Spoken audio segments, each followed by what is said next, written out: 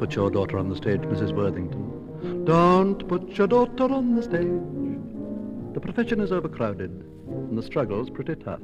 And admitting the fact she's burning to act, that isn't quite enough. She's a nice girl, and though her teeth are fairly good, she's not the type I ever would be eager to engage. I repeat, Mrs. Worthington, sweet Mrs. Worthington, don't put your daughter on the stage. Regarding yours, dear Mrs. Worthington, of Wednesday the 23rd, although your baby may be keen on a stage career, how can I make it clear that this is not a good idea?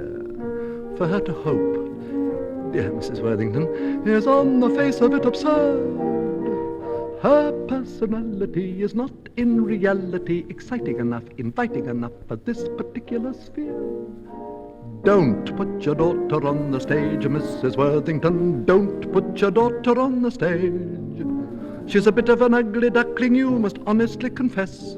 And the width of her seat would surely defeat her chances of success. It's a loud voice, and though it's not exactly flat, she'll need a little more than that to earn a living wage. On my knees, Mrs. Worthington, please, Mrs. Worthington, don't put your daughter on the stage. Don't put your daughter on the stage, Mrs. Worthington, don't put your daughter on the stage. Though they said at the School of Acting she was lovely as Peer Gynt, I'm afraid on the whole an ingenue role might emphasize her squint.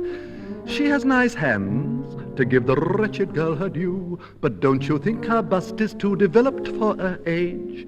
No more buts, Mrs. Worthington. Nuts, Mrs. Worthington. Don't put your daughter on the stage.